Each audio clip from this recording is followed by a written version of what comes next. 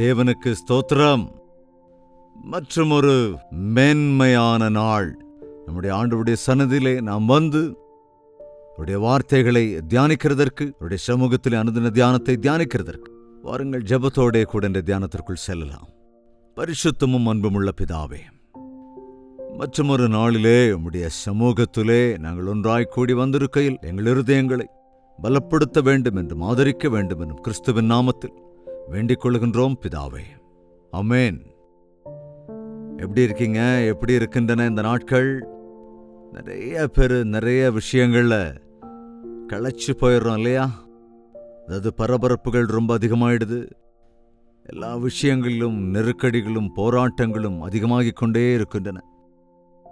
கவனிங்க, தேவன் விரும்புகிற விதத்திலே நாம் வாழ பழகிக்கொள்ளுகிற போது நம்முடைய வாழ்க்கை நிம்மதியானதாக இருக்கும். அனாவசியமான காரியங்களுக்காக ஆசைப்படுகிற போது அல்லது அவசரப்படுகிற போது நம்முடைய வாழ்க்கையில கட்டாயமாக சோர்வுகளும் தேவையில்லாத களைப்புகளும் அதோடு அநேக விதமான சிக்கல்களுக்குள்ளும் நாம் சிக்கிக்கொள்வோம். 131வது சங்கீதத்திலே ஜஸ்ட் 3 வசனங்கள் தான் உள்ளன. சங்கீதம் 131 3 வசனங்கள் தான் இருக்கின்றன. 3 முக்கியமான காரியங்கள் அங்கு இருக்கின்றன. அவைகளை நாம் ஒருவேளை கடைபிடித்தால் திருப்தியாக வாழ முடியும். வாசிக்கிறேன். கர்த்தாவே, என் இருதயம் இருமாப்புள்ளது அல்ல, என் கண்கள் மேட்டிமையுள்ளவைகளும் அல்ல. பெரிய காரியங்களிலும் எனக்கு மிஞ்சின கருமங்களிலும் நான் தலையிடுகிறதும் இல்லை. பெரிய காரியங்களிலும் எனக்கு மிஞ்சின கருமங்களிலும் நான் தலையிடுகிறது இல்லை. நல்லா கவனிங்க. அதாவது மிஞ்சின காரியங்களுக்காக அல்லது பெரிய காரியங்களுக்காக நான் போராடுகிறது கிடையாது. அதாவது நம்ம அநேக வேளைகளில் தேவன் பெரிய காரியங்களை எனக்கு தருவார், அவர் நம்மை பெரிய அளவில் உயர்த்துவார் என்றெல்லாம் கேட்போம். நிச்சயமாக அவர் அப்படி செய்வார். ஆனால் அதற்காக நீ அவசரப்பட வேண்டிய அவசியம் கிடையாது. அப்படிப்பட்டவைகளுக்காக ஆசைப்பட வேண்டிய அவசியம் கூட இல்லை.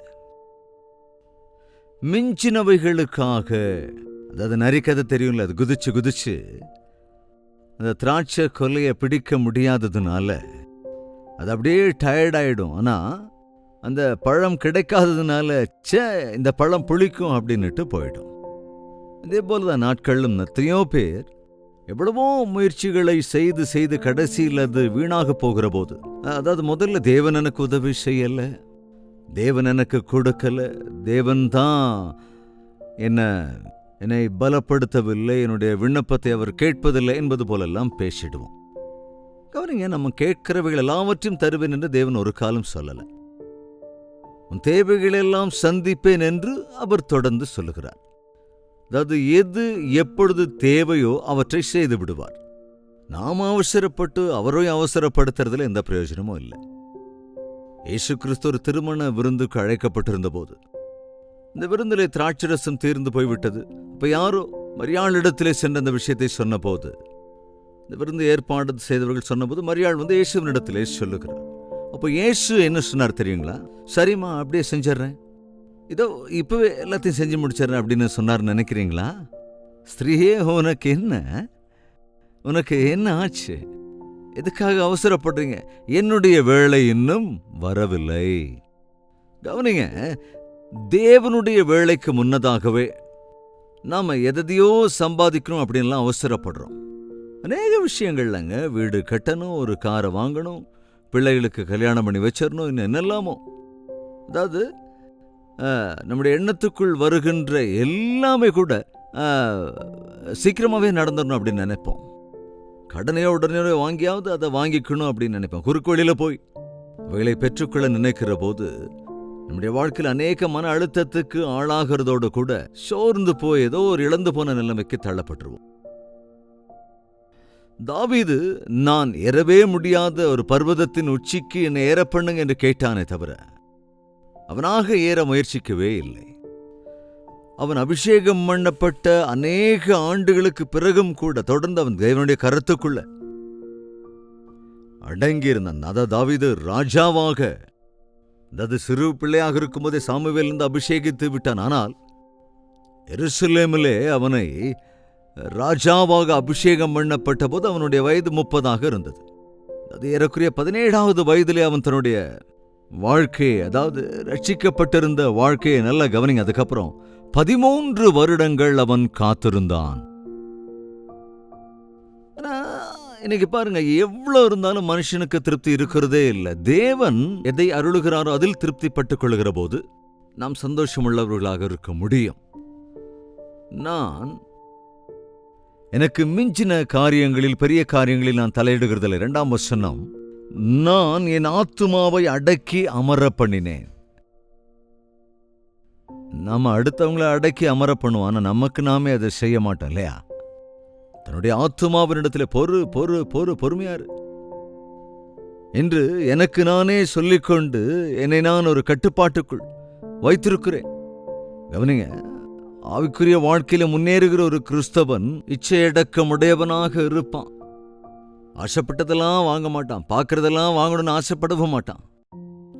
ஆத்துமாவை அடக்கி வச்சுக்கிட்டு அது அப்படியே அலைபாய விடாம அது துள்ளி துள்ளி குதிச்சுக்கிட்டே இருக்கும். அதுக்கு தேவையான காரியங்களை பார்க்கிற போது, அது கவர்ந்து இழுக்கும் போது, அப்படித்தான் இந்த உலக பிரகாரமான காரியங்கள் இந்த அநேகரை கவர்ந்து இழுத்து கொண்டு இருக்கிறது.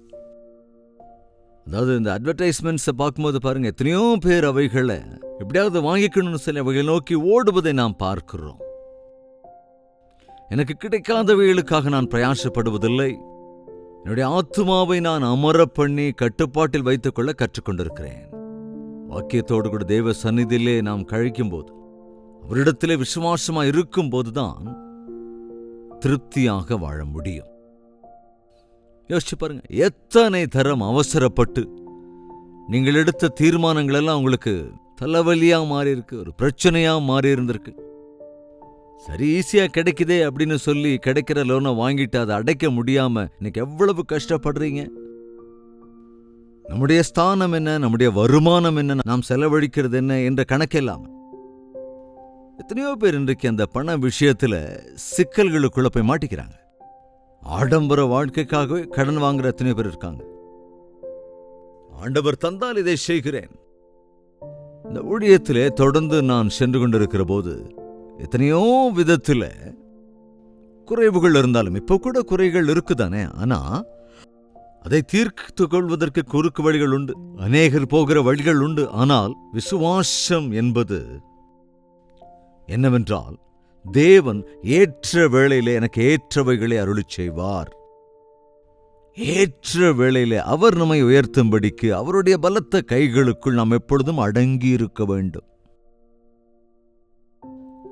பெரிய காரியங்களிலும் மிஞ்சின காரியங்களிலும் நான் தலையிடுவதில்லை. தாயின் பால் மறந்த குழந்தையைப் போல நான் என் ஆத்துமாவை அமர பண்ணுகிறேன்.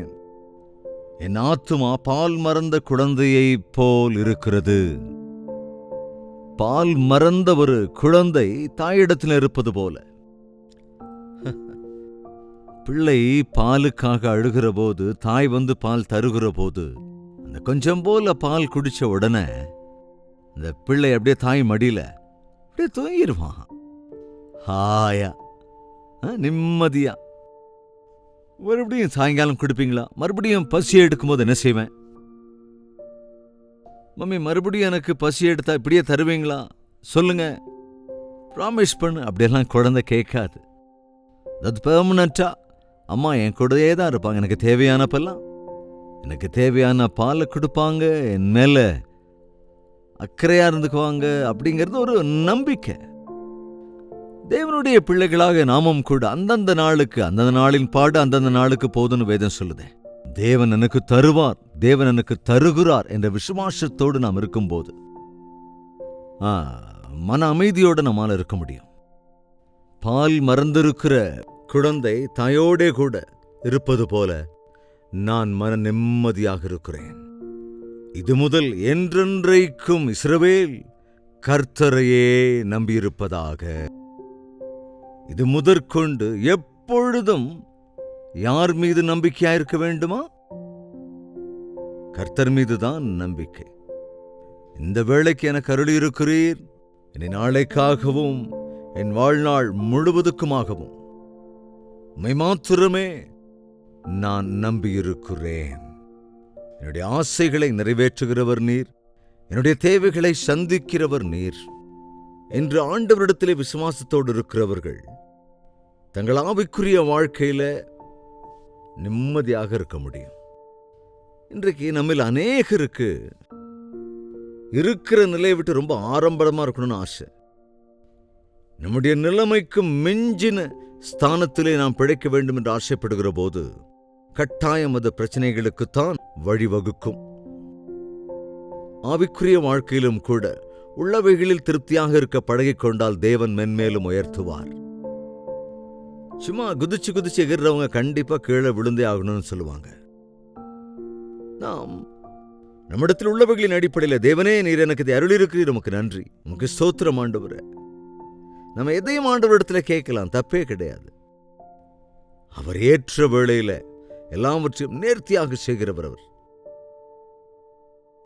நம்முடைய பசியை அறிந்திருக்கிறவர், நம்முடைய தேவைகளை அறிந்திருக்கிறவர், நிலைமைகளை அறிந்திருக்கிறவர். அதனால்தான் காலை எழுந்தவுடனே ஆண்டவரே உம்மையே நான் முழுமையாய் சார்ந்திருக்கிறேன். இந்த நாள் முழுவதும் என்ன நடக்குமோ தெரியாது, என்னென்ன தேவைகள் இருக்குமோ எனக்கு தெரியாது, சூழ்நிலைகளை எதிர்கொள்ள எனக்கு தெரியாது. எனக்கு நான் கட்ட வேண்டிய பில்ஸ் இருக்கிறது, நான் சொல்ல வேண்டிய பாடங்கள் இருக்கின்றன, அல்லது எடுக்க வேண்டிய முடிவுகள் இருக்கின்றன. அவர்கள் எல்லாவற்றிலும் உம்முடைய ஞானத்தை, உம்முடைய வல்லமை, உம்முடைய பலனை என்று கேட்போம் என்று சொன்னால், அவர் மீது நம்பிக்கையாயிருப்போம் என்றால் ஒவ்வொரு அடியாக தேவனுடைய சித்தத்திற்குள் எடுத்து வைக்க நாம் கற்றுக்கொள்ள வேண்டும். அப்படி அவருடைய ராஜ்யத்தை சென்று அடைகிற வரைக்கும் நாம் மன அமைதியோடு வாழ முடியும். இது முதற்கொண்டு ஆண்டவரையே நாம் நம்பி இருக்கலாம். அவங்களுக்கு அது இருக்கு, இவங்களுக்கு இது இருக்குன்னு, அவங்க கார் வாங்கியிருக்காங்க, நானும் அதே கார் வாங்கணும், அதை விட சம்பளம் நான் ஜாஸ்தி வாங்குறேன், ஸோ அதிகமானதான் நான் வாங்கணும், இந்த மாதிரி போட்டி போடுற சுபாவம் சிலருக்கு இருக்கும். எங்க பக்கத்து வீட்டுக்காரங்க ஒரு நல்ல கலர் டிவி வாங்கிட்டாங்க, நானும் அதே மாதிரி டிவி வாங்கணும். இது பிறரோடு கூட ஒப்பிட்டு பார்த்து தேவனுடைய வேலை வருவதற்கு முன்பே நாம் அப்படிப்பட்ட வேலை சம்பாதிக்க நினைக்கிற போது அநேக வேளைகளிலே நஷ்டத்துக்கு ஆளாகி, வேதனைக்கு இலக்காகி, சிரமத்துக்கு ஆளாகி விடுகிறார்கள். கொஞ்சம் யோசிச்சு பாருங்க, இந்த சமயத்துல கிடைக்காதவைகளுக்காக எப்பவே அவசரப்பட்டு அவஸ்தையில மாட்டிக்கிட்டு இருக்கீங்களா? உங்களை நீங்க உங்க கட்டுப்பாட்டுக்குள்ள வைக்காம எப்போதும் ஆத்திரப்பட்டுக்கிட்டே இருக்கீங்களா? சஞ்சலத்துக்கு ஆளாயிடுறீங்களா? ஒரு கடிகாரத்தினுடைய முள், செகண்ட்ஸ் காட்டுற முள் ஒரு புது கடிகாரத்துல ரொம்ப அவசரப்பட்டுக்கிட்டே இருந்ததாம். ஒரு நிமிஷத்துக்கு ஒரு தடவை சுத்தணுங்கிறதான முறை, ஆனா அது 2 தடவை சுத்தணும் அப்படின்னு ட்ரை பண்ணிச்சான். டக்கு டக்கா டக்கு டக்கா டக்கு டக்கா டக்கு டக்கா. அதனால அதுக்கு இருந்த அழுத்தத்தை காட்டிலும் இன்னும் அதிக அழுத்தம் ஆரம்பிச்சிருச்சு. கடைசியில் வெட்கம் தான் மிஞ்சுது. ஒரு வாட்ச் மெக்கானிக் கிட்ட அந்த வாட்ச் எடுத்துட்டு போனப்போ அவர் கேட்குறாரு, என்ன உன் பிரச்சனை, இவ்வளோ தடவை எதுக்காக அடிக்கணும் ட்ரை பண்ண, ஒரு நாளைக்கு எத்தனையோ 1000 முறை நீ சுத்துற, நிமிஷத்துக்கு நிமிஷம் நான் சுற்றணும், நொடிக்கு நொடி நான் சுற்றிக்கிட்டே இருக்கணும் அப்படின்னா எனக்கு பயமா இருக்கு, என்னவோ மாதிரி இருக்கு. என்னவோ மாதிரி இருக்கு, ஒரு செகண்ட் முடிஞ்சோன்னா ஒரு தடவை கொஞ்சம் நில்லு. ஸோ நேரம் வரும்போது, ஏற்ற நேரம் வரும்போது அடுத்த நொடியை பற்றி யோசி, அதுக்கப்புறம் நாளத்தை பற்றி யோசிக்கலாம். நாளைய தினத்தை குறித்து கவலைப்படாதீங்க, அந்தந்த நாளின் பாடு அந்த நாளுக்கு போதும் இல்லையா?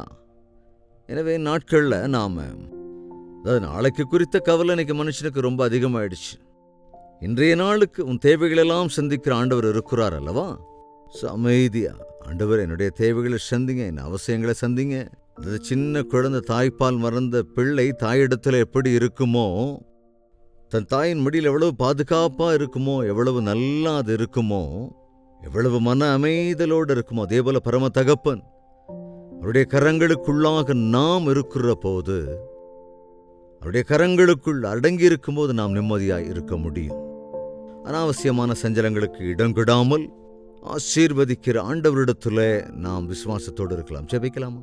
பரிசுத்தமும் அன்பும் நிறைந்த பிதாவே, யாரெல்லாம் எந்தெந்த விஷயங்களில் சஞ்சலத்தோடு கூட இருக்கிறார்களோ, என்னென்ன விஷயங்களில் அனாவசியமான முயற்சிகளை மேற்கொண்டு இருக்கின்றார்களோ, நாளைய தினத்தை குறித்து கவலைப்பட்டு கலக்கத்தோடு இருக்கிறார்களோ, அப்படிப்பட்ட பிள்ளைகளை தரிசிங்க ஆண்டவரே.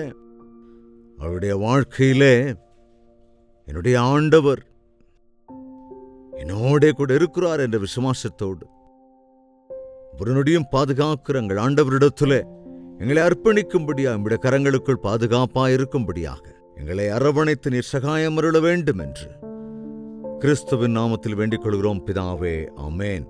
நம்முடைய கர்த்தராகிய இயேசு கிறிஸ்துவினுடைய கிருபையும் பிதாவாகிய தேவனுடைய அன்பும் பரிசுத்தாவின் அந்யோன்ய ஐக்கியமும் சந்தோஷமும் சமாதானமும் நம் அனைவரோடும் என்றும் என்றும் சதா காலங்களிலும் தங்கி தரித்திருப்பதாக, ஆமென். உங்கள் ஜெப தேவைகளை 8939801234 என்ற நம்பருக்கு ஒரு டெக்ஸ்ட் அல்லது வாய்ஸ் மெசேஜ் மூலமாக வாட்ஸ்அப்பில் அனுப்பி தெரிவிங்கள். நீங்கள் எங்கிருந்து இந்த நிகழ்ச்சிகளை பார்த்து கொண்டிருக்கிறீர்கள் என்பதையும் உங்கள் பெயர் முகவரிகளையும் லைவ் சாட்டில் ஷேர் செய்து விடுங்கள். அதேபோல லைக் செய்யுங்கள், ஷேர் செய்யுங்கள். தேவனுக்கு சித்தமான நாளை இதே நேரம் இதே அனுதின தியானத்தில் மீண்டும் சந்திக்கலாம். அதுவரைக்கும் தேவனுடைய மகா கிருபை நம் அனைவரோடும் துணையாயிருப்பதாக.